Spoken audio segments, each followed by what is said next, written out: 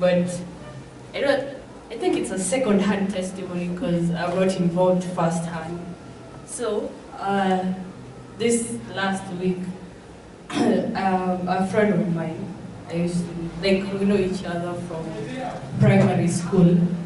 We've been friends for so long, and before I was born again, obviously the behaviors that people used to have.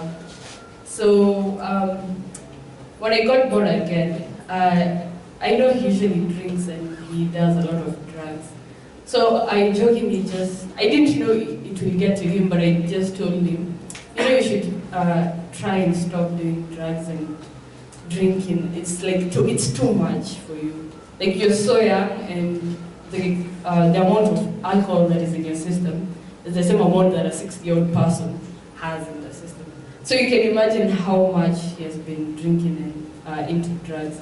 So that was a couple of months ago. So this week he texted me, and then I don't know if you have this thing, but when someone tells you, someone who you don't talk that much, like you just joke around a lot, but it reaches a point where someone tells you, there's something I have to tell you. There's that urge and eagerness to know what this person wants to say. So I was going to head to the shower, and then I come and read because I had an exam. But then something just told me, so, giving someone attention when they want to tell you something, at least they feel good and they feel motivated to say. So he told me, Miriam, you remember there's this time you told me that I should stop using drugs and drinking. Oh, I thought as a joke, like, sikuichukulia seriously. So I just took it lightly, and at some point it dawned in me that, yes, I really need to stop doing this thing. And he was telling me that he was struggling to stop, and then he realized that it had been an addiction. And because he told me that, okay, when we were back in primary school, those teachers where you say drugs are bad, alcohol is not good for your health. I never used to think that I'd sit with people, 14-year-olds, 13-year-olds, who would be drinking. So he'd tell me, nilipata dad ameka chupa hapo na kulikuwa na Sprite na alikuwa amemix kwa kikombe nikasip, and then he took the bottle and hid it. So you can get how the habit started and it grew. So it's been 6-7 years down the line, and this person has now realized that, wow, I've been drinking, I've been using drugs a lot, let me stop. So he said he struggled with it for a couple of months. He used to ask me to pray for him, and I'd pray for him at some time. Like when I was praying, I was doing my own personal prayers. I'd ask God to remember the friends that I had who have not yet accepted him as their personal savior. I'd mention some of their names, some I'd forget, but I'd say in general, may you help these people. And to make the matters, to show you how serious it was, if he texted me, and then after a couple of days, I realized, hey, this person has not texted me, I would feel maybe there's a kwadia yuko high tena, because it was that risky. Akikaa sana bila kuniongelesha, huyu mtu ako high kweli, alisurvive. And then I check up on him, and then he'd not respond, and I was like, what? Who are you guy?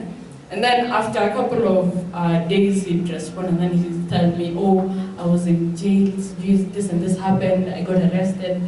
Oh, I got drunk to the point that I did not remember myself. I left my phone at my friend's place, and now it's when I'm retrieving it. So, as we were talking, and then he was saying, thank you so much for always praying for me. Thank you so much for advising me to stop drinking, to stop using drugs.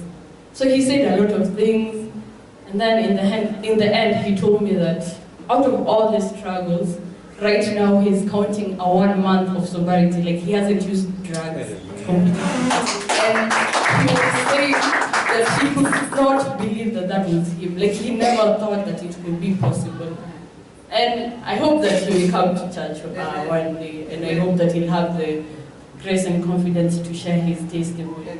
I just thought that this would bless him. But in the end, I told him that he should continue praying and he should continue giving thanks to God, because I too never thought that small conversation of, oh, maybe though you should stop doing these things, I never thought that it would actually get him. But you see, God's hand, it worked, and he's now on the journey to recover. He also started going to church, and he has started being prayerful so that he can change. And he was so happy to the extent that he told me, you know what, okay, I should buy you something. I'm telling him, no, I'm the one who is supposed to buy you something because of the achievement that you've made. And then he was like, you know what, I'll be so happy when I succeed in school and I get married, and I would love for you to like see my kids. And I was like, yes, I would also love to see your children. And I pray that you will also share this testimony to someone else, because obviously if you're someone who uses drugs and such, you also have friends who do the same. So I was deciding you should also try and tell your friends that they should try and quit this. All in all, it is God's hand that has been with him all through. Because he's someone who I was expecting at any time of the day, any time of the night, I would be told, you know, he's no longer there. But I'm thankful to God that he's okay, and he's now aware that God is in his life and he can do better. Thank you. Amen.